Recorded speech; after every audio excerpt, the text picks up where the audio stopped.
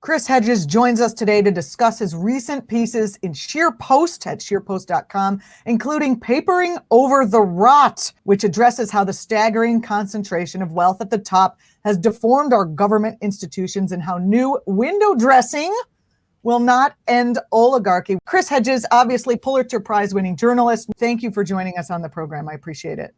Sure. Much is being made of the fact that 74 million people voted for Trump. What do you say to the people who are shocked that half the population voted for a fascist?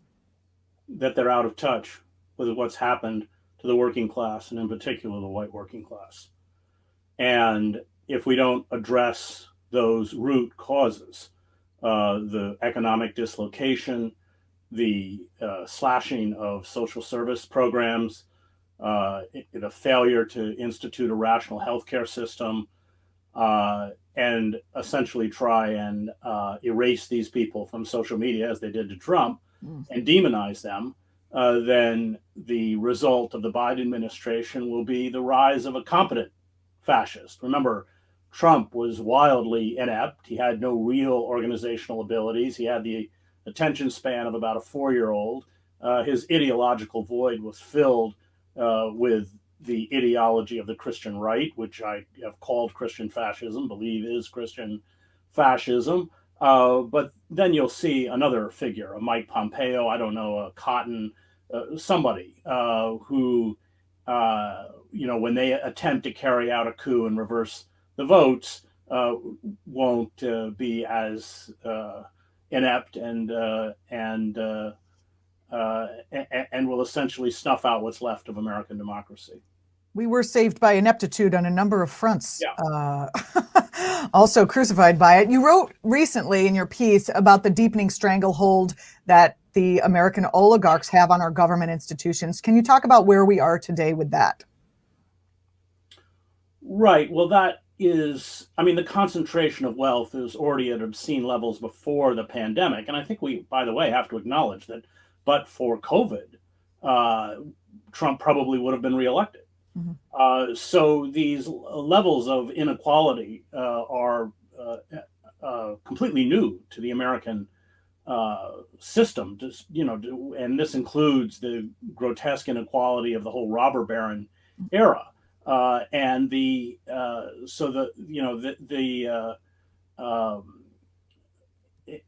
seizure of political power by the oligarchic elite means that when they respond to a crisis, as they did with the financial meltdown of 2008, or as they have done with the CARES Act, it becomes just another way to loot the U.S. Treasury and taxpayer money. So in the midst of this national health crisis and the economic fallout, which has been incredibly severe, the wealth of U.S. billionaires has increased by over $1 trillion. That's since March of 2020, when the pandemic began. That's a 40% leap during the last 10 months. And the top 660 billionaires have increased their wealth by $4.1 trillion. That's 2/3 higher than the 2.4 trillion in total wealth that's held by the bottom half of the population. So what we're seeing is essentially a further consolidation of both oligarchic power and oligarchic wealth at a time when we can't even raise the minimum wage, which hasn't been raised since 2009, from $7.25. You can't sustain a family on minimum wage levels. So that's why people have 3 or 4 jobs. The New York Times ran a piece about a year ago or so that talked about the increase in productivity since, I think, 1977 had increased by 20%, since around 1970, had increased by 77%, and said that if wages were tied to productivity, the minimum wage right now would be $20 an hour. And what we've seen with the Biden administration is a failure to address this issue. They're talking about raising the minimum wage to $15, but by 2025. We'll all be dead by then. Yeah, the whole economic system is now so skewed in favor of this tiny cabal of obscenely wealthy oligarchs. And that's a recipe, for not only social unrest, but either the imposition of radical reforms to break up these monopolies and create a fair distribution of wealth, or heavier forms of state tyranny. Those are really the only two options left in the Biden administration.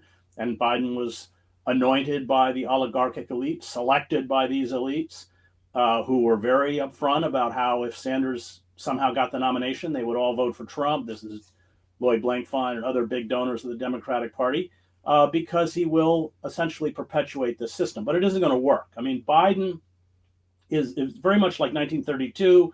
The aristocratic conservative German class, led by von Papen, are appalled by the Nazis, and so they take power to try and recreate the ancien regime, this kind of conservative utopianism, and a year later, it's of course finished. And that's the game that Biden and the Democratic Party is playing. Oh boy. Talk about how Christian fascism, as you mentioned before, has played a role in enriching and empowering the elite class, just like Jesus would have them do. Right, of course. So I wrote a book, American Fascists, the Christian Right, and the War on America. I did not use the word fascist lightly. In fact, when I finished the book, I sat down with two of the foremost scholars of fascism in the country, Fritz Stern, who taught at Columbia and was himself a refugee from Nazi Germany, fled as a teenager, and Robert Paxton, who wrote An Anatomy of Fascism. I spent several hours with both of them because I didn't want to put fascism in the title unless I felt the movement actually could be defined as fascistic. What does that mean? Well, it means, of course, all fascist movements are about magical thinking, as Hannah Arendt correctly points out in Origins of Totalitarianism. They're all cultish. They revolve around a demagogue. And in all of these mega churches, you have mini Trumps, narcissists who you can't question, who are in direct touch with God, who play on the despair of their congregations to amass great personal wealth. You have people severed from the outside society. I was in prayer group. I spent 2 years writing the book, so I was in all these churches and creationist seminars and everything else. But in these prayer groups, people would be weeping because if family members weren't saved, they were essentially shut out. I mean, the Christian right talks about families, but it's the great destroyer of families. And so the rise of this movement, anthropologists would call it a crisis cult, has been one of the primary phenomenons that has been created by the economic dislocation of the American working class. So I would go into towns in Ohio where literally the downtowns were boarded up, the stores' windows were boarded up with plywood, there were gigantic potholes in the streets, so you had to drive at about 15 miles an hour. And the only new facility was this gleaming megachurch where pastors would collect $30,000 on a Sunday. And so Trump brought these people in. I mean, they were, it's been a long road to power. They've created parallel institutions, parallel schooling. Betsy DeVos, of course, was appointed as the Secretary of Education to essentially divert even more federal funds to these quote unquote Christian schools. They have their own media empire. They have their own universities, Liberty University, Patrick Henry Law School, and they have been funneling people into the government. I mean, all of the judicial appointees vetted by the Federalist Society that Trump put on the federal bench, I think it was up to a third, I think, of federal judges he appointed, came out of the Christian right, came out of this fascistic ideological system. And then you had, of course, Pompeo, Mike Pence. But I think for me, Trump exposed that this movement is a political movement. All of the kind of things they say they care about, the personal piety and rectitude and all that kind of stuff, went out the window. Why do corporations love the Christian right? Well, because and this has seen big corporate donors to the movement, Perdue, Tyson Foods and others, they will put these evangelical quote unquote pastors, oftentimes they don't even finish divinity school or go to divinity school. And if you're in a warehouse and you don't need to unionize or form a union, because if you're a good Christian, Jesus will take care of you. And that becomes a very effective ideology through its magical thinking, to break down any kind of confrontation with the state, and there's a sacralization of the state. So all fascistic movements fuse the iconography and language into the state symbols and the language of the state, which is what Nazi Germany. And people forget that there was a Nazi Christian church, and on one side of the pulpit was a Nazi flag, and the other was the Christian cross. And it had quite a large following. The Germans outlawed it after the war. But my great mentor at Harvard Divinity School, James Luther Adams, was in Germany in 35 and 36 until he was expelled by the Gestapo. And he worked with the underground church. So he saw that church, and he drew the parallels for me, this was in the early 80s, between the Christian right and the so-called German Christian church, which is what the Christian right is. And it, fascism, Paxton, An Anatomy of Fascism, writes about this. It always comes wrapped in its own national guise. Italian fascism was very different from German fascism. Italian fascism, which did not really have the anti-Semitism that was so prevalent in German fascism, but it harkened back to the glories of ancient Rome. Mussolini liked to identify with Augustus, and of course, German fascism was built on Teutonic myth and the specter of the knife in the back theory in World War I by Jewish financiers. So, and fascism in America will become wrapped in the American flag and the Christian cross and mass recitations of the Pledge of Allegiance. As we saw a lot of Christian crosses on the steps of the Capitol. Yes. Yes. That's a very important point, that there were disparate groups, Proud Boys and all these other groups, but the connecting tissue was this Christian fascism. That's right. And it was a kind of very public example of what this movement is, which, by the way, is very violent. It believes in violence as a way to purify the society. It's a very hyper-masculine ideology, as all fascist movements are. It's reminding me of going to churches in the South that used to tell slaves that their masters were to be followed and that Jesus loved you. Meanwhile, they're enduring these ungodly conditions and all of that. It's the same thing. When are people going to wake up to the fact that it's all just the same thing over and over again? Well, it is, but of course it's protean, so it changes its shape, it changes its image. I mean, the way white supremacy is protean and constantly changes its image and shape, and is now, for me, expressed in the prison system, the largest in the world. 25% of the world's prisoners are in the United States. We're 4% of the world's prison population. Almost all of them are poor, and disproportionately people of color, particularly African Americans from what Malcolm X would call these internal colonies. So, but you're never going to get that from the traditional media, which gave, and I think this is the failing of the liberal church, which I come out of, but also the failing of the press. They have, and still do, they give religious legitimacy to this movement, which is a political movement and is heretical. I mean, I grew up in the church. My father was a minister. My mother actually graduated from seminary, and she was a professor. I graduated from Harvard Divinity School. The whole idea that Jesus came to make us rich is an anathema. The idea that Jesus, who was a pacifist, would bless the obliteration of Muslims in the Middle East because they're satanic is, again, heretical. The whole elevation, or the belief that the white race, and in particular the American white race, has a duty to instill the Christian nation, to build the Christian nation, is heretical. I mean, Jesus wasn't white. Jesus was a person of color. The Romans were white. So on the most basic level, but they've not been called out. And that failure to call them out and confront them, which the liberal church didn't want to do, and which the media doesn't do, unfortunately has given them a legitimacy and a power that they shouldn't have. How do we combat the magical thinking of these Christian movements, which you can see sliding in, as you've said, it's a political movement, but it's sliding into now magical thinking is everywhere. It's in Fox News. You could just make something up and it's fine. Right. So, I mean, that was a question I asked because creationism, I mean, for instance, the idea that every animal, every plant, everything was created in the 6 days. But, it's interesting when you really read Genesis, God doesn't create light until the third day. So when I took a creationist seminar, this was a conundrum. You've got to explain. It was for teachers teaching creationism, which I sat in on. These things are always deeply instructive.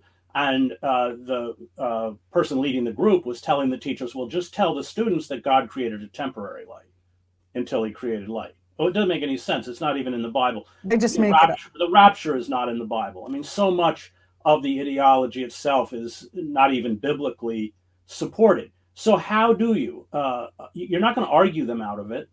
I went through the Creationist Museum in Peterborough, Kentucky, where they have a replica of the Garden of Eden with a fake waterfall, and there's a T-Rex, a model of a T-Rex. I really would have liked to go through that with you.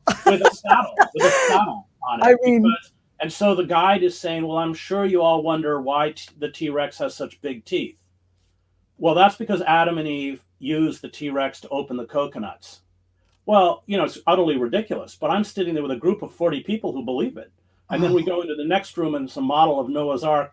And the guide is saying, well, I know you all want to know how Noah got the dinosaurs on the ark.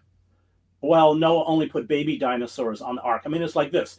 And the thing is, if you try and rationally confront these people about these conspiracy theories and this magical thinking, you will engender a deep anger because the real world has almost destroyed them. I attended a end times seminar in Detroit led by Tim LaHaye. In the 10 best-selling books that the New York Times runs for fiction and nonfiction, they'd all be Christian books if the count was accurate. But the New York Times decides that they're a particular category and excludes them. So the end times books are the best-selling books in the United States outside of the Bible. And there's this savage, almost sadistic lust for violence, graphic. Again, it's not supported in the Bible. The rapture is not in the Bible. That non-believers will have their blood boil and their eyes will pop out. I mean, all this kind of very gruesome kind of snuff type porn stuff, violent snuff films. And it was interesting sitting in that gathering and that excitement about apocalyptic destruction of the world outside of them, the world of non-believers. And it's because that, and I did hundreds of interviews for this book. It's because they were almost destroyed through drug addictions, bankruptcies, prolonged economic instabilities. I didn't put it in the book because it was anecdotal, but almost every woman that I interviewed in the movement had been sexually assaulted, or physically at least assaulted, had endured domestic violence or sexual violence. And so their greatest fear is being pushed back into that world that almost crushed them, almost took them out. That's why they hate it. And so I came to the belief, or the conclusion at the end of the book, that the only way to mitigate or fight back against this movement was to reintegrate these people into the society and reknit those social bonds, to give them the possibility for self-advancement and self-actualization and dignity. And of course, and I wrote the book about 10 years ago, the opposite has happened, which is how we end up where we are today with, 74 million of these people vote for the most patently corrupt, vulgar, inept, narcissistic, fascistic figure in American history. Second largest vote count of any election after, of course, Biden's own vote count. What needs to happen in order to wrest power away from these wealthy elites and get it back into the hands of the people? Are we beyond the point of being able to do this, or do you see this emergency as an opportunity? Mass civil disobedience is all we have left because the system isn't going to work. When will we see this under Biden? It seems like people are like, okay, we got a new guy, so let's relax until something happens. Well, half of the country is. The liberal elites are. I mean, especially on the West and the East Coast, who've largely profited off of neoliberalism, the professional and technocratic class. Biden has restored a level of civility and decorum, reknit old alliances, which is what the elites want, which is why he was selected. But half of the country is even angrier than they were before. They truly believe, significant percentages believe, that the election was stolen from them. They have wrapped their heads around these bizarre QAnon, conspiracy theories. Chris, these people are going to be going out into the street to do that mass civil disobedience, but they are doing it in the name of bringing on more fascism. Yes, that's right. Well, of course, the blowback can come either way. I mean, in the 1930s, with the breakdown of capitalism, we could have gone either way. Countries in Europe, Spain, Italy, Germany, went one way, we went another. Why did we go another way? Because we had powerful labor unions, because we had an enlightened oligarch, Franklin Delano Roosevelt, who wrote in his private correspondence that the choice was between revolution or the redistribution of wealth. And as Roosevelt said, his greatest achievement was that he saved capitalism, and he was right. But the liberal class has been destroyed, and I wrote a book, Death of the Liberal Class, which kind of chronicles how that happened. And the radical movements have been completely wiped out. So the populist leftist movements that made the New Deal, the reforms of the New Deal possible, which are the reforms that we need. I mean, we really need something that dramatic and that profound to break up the monopolies. I mean, the concentration of wealth is unlike anything we have ever seen. I mean, for instance, when David Rockefeller died, his estimated wealth was $3 billion. Even the worst despots in the world, Mugabe stole $1 billion. The Shah of Iran stole about $1 billion. I think Imelda Marcos and Ferdinand Marcos estimated 5 to 10 billion. Bezos and Elon Musk each are worth $180 billion. We've never seen wealth that concentrated before. And once you create these monopolies, I mean, there's many examples of Amazon. They go after small successful businesses. They force them to sell, at 30% below cost so they can rake in the profit. And if they don't, they destroy them. This has happened over and over and over. And that monopolistic power, cartel capitalism, for this reason, essentially seizes us. It's not really capital. It's not really capitalism anymore, because what they really hate is a free market. And with Silicon Valley, with the concentration of power in these big banks, which got worse after 2008, and because they control political power, you can't run for office anywhere unless you're backed and bankrolled by these oligarchs. You have the rare exceptions like Sanders, but of course the whole Democratic Party establishment in 2016 and again in 2019 and 2020 ensured that Sanders would never be the nominee.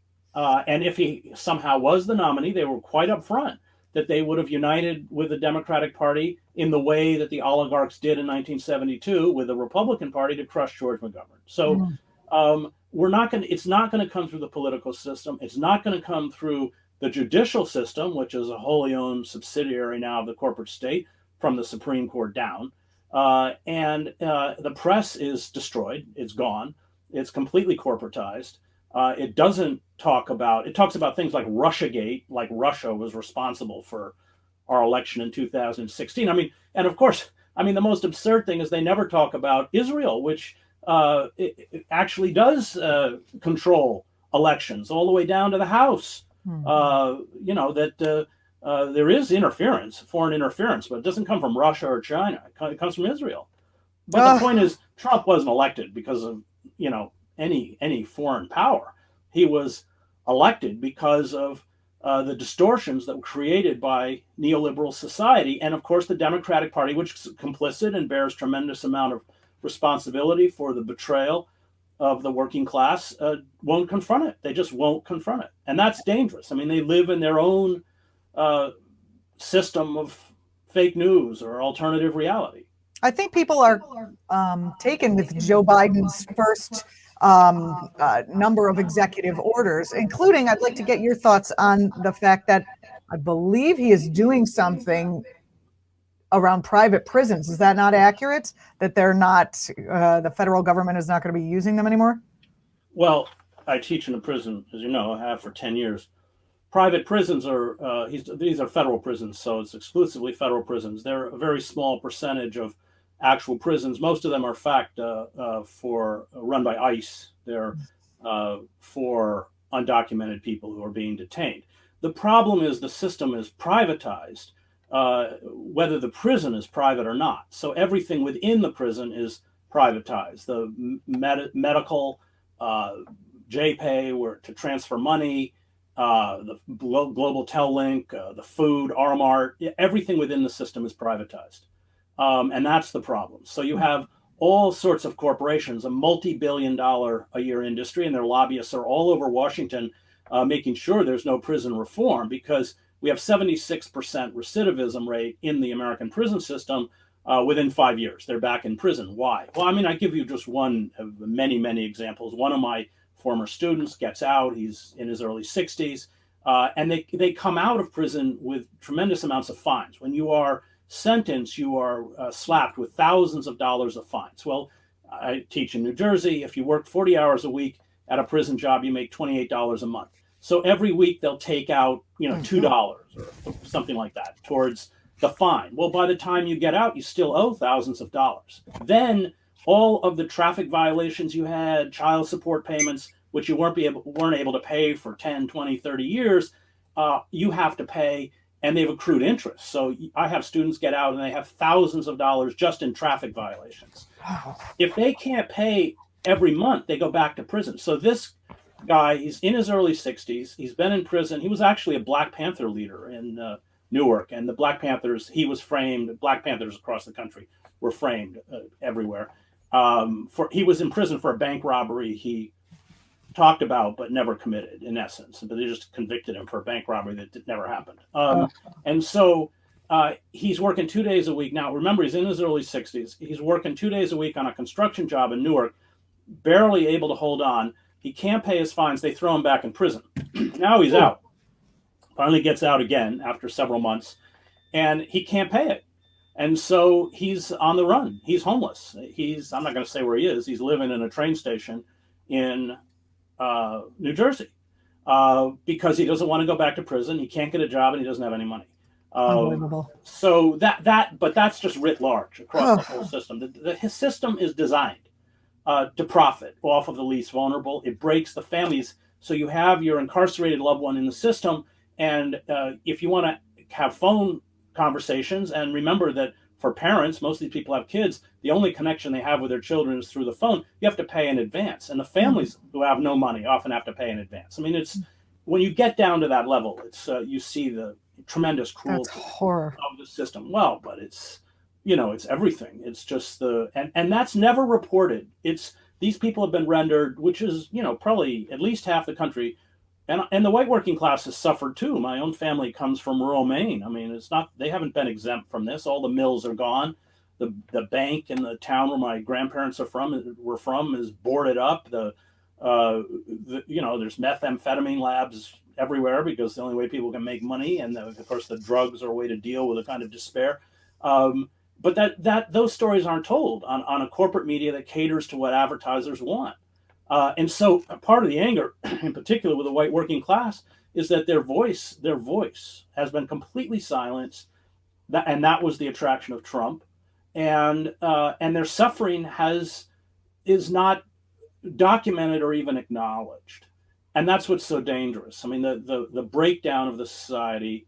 My last book, America, the Farewell Tour, is about the pathologies that the negative pathologies, what the sociologist Roger Lancaster called poison solidarity, the negative pathologies that arise from a broken system, the opioid crisis, suicides, and the highest rate of suicide are middle-aged white men, the gambling, which is another addiction, sexual sadism, or a completely pornified culture, and hate groups. I spent time with the 3 Percenters and the Proud Boys and these people, because as the sociologist Emile Durkheim understood, those who seek the annihilation of others at their core are driven by desires for self-annihilation.